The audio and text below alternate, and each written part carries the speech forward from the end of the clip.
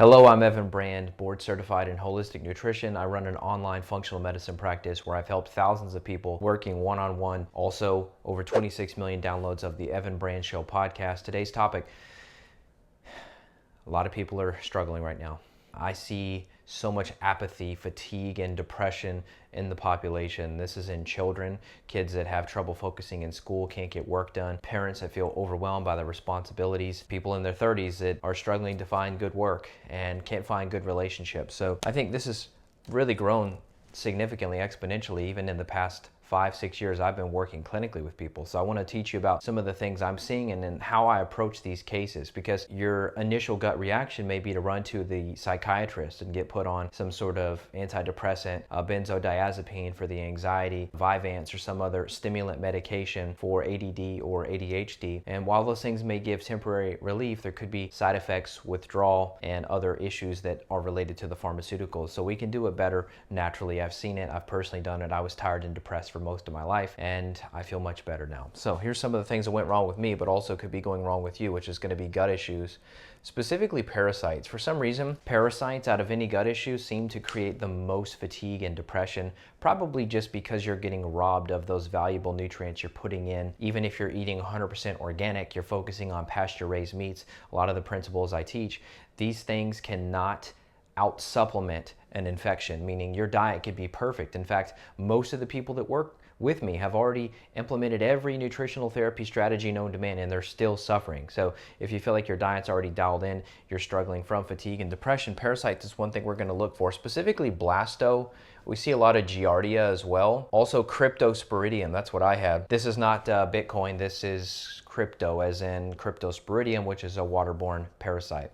So any of these could be a major issue. We can do stool testing at home to look for those infections, and we can use herbs to address those and fix them. Number 2, toxins. I've covered this in many videos. Mold toxicity is a huge problem. I see so many people on Instagram now showing their renovations where they take a really outdated 90s bathroom and they renovate it and upgrade it. And you can see even in these videos when people are taking things down to the studs, removing old flooring, putting in new flooring, you'll see visible mold in some of these videos. And then they show this new after video, this beautiful white marble look and farmhouse this. And the reality is most people are not properly addressing and or renovating their homes. And so if you're buying a flipper, maybe a house that was done in the 80s or 90s, but it looks modern, those are houses where you need to take extra precaution before you go and sign a lease to rent, create a purchase contract to buy a home like that. I'm pretty much anti-flipper. If you ask me, it's very rare to see someone do it right. Now, if they're taking it down to the studs, they're using hydrogen peroxide to treat the mold, and then they're putting in new guts to the place, then maybe it's okay.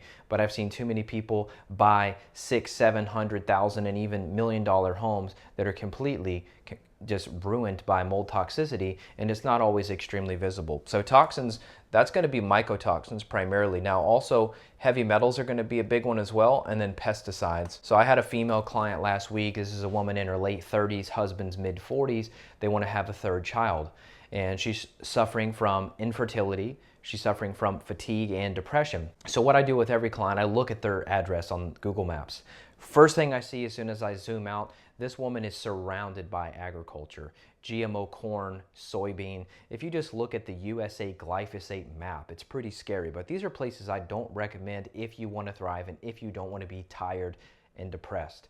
And sure enough, she says every June when the farmer starts spraying pesticide, herbicide, chemicals, she has nose burning, rashes, increased digestive problems, as well as her children begin to suffer as well.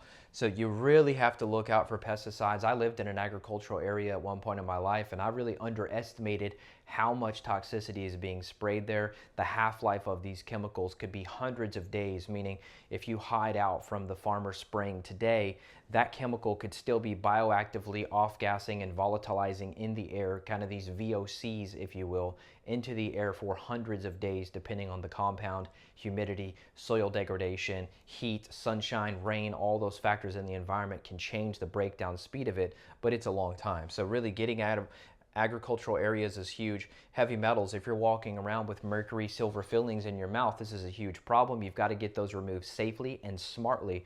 by using a smart certified dentist who can do the proper procedures to get this out of you without poisoning you in the process.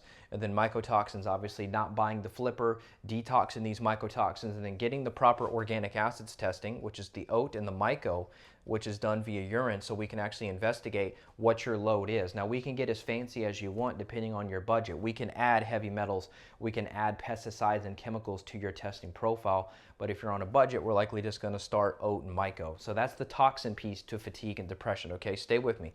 Number 3, nutrients. We see this a lot in vegans. We see this a lot in vegetarians. We're going to see massive issues. We're going to see zinc, iron, B12 deficiencies in these vegans. This is why many of them are on Lexapro. They're on antidepressants because they're suffering, they're anxious, they're depressed all at the same time. They may gain fat because their body is going into fat conservation mode because they're not getting animal-based proteins such as pastured meats, butter, eggs, etc. So it's really important that we get all these nutrients in. Some of these act as cofactors for neurotransmitters. So for example, you have to have adequate serotonin and B6 to then synthesize melatonin.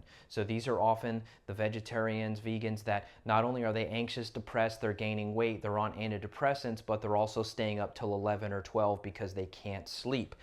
Then the next day, they're tired, but they're also depressed. So you see how quickly this thing can spiral out of control. So really encouraging you to get those nutrients in. Now, I will say, I've seen a lot of people clinically, even just the family I was talking about, the woman with the infertility, they raise their own animals. They're eating pastured meat, pastured pigs off the land, and they're still nutrient deficient when we look at their organic acids testing, which we talked about here. This is also going to be able to measure nutrient levels, and they were completely low due to the gut issues. They had malabsorption, digestive issues, meaning you can eat the perfect diet.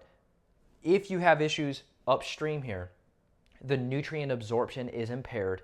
Therefore, you're going to be nutrient deficient, leading to fatigue and depression. Okay, last one, neurotransmitters. This is huge. I've seen it in small children.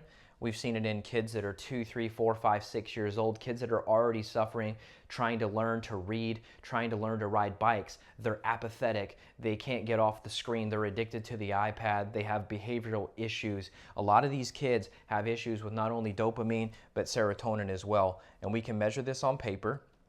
And we see time and time again kids that are suffering.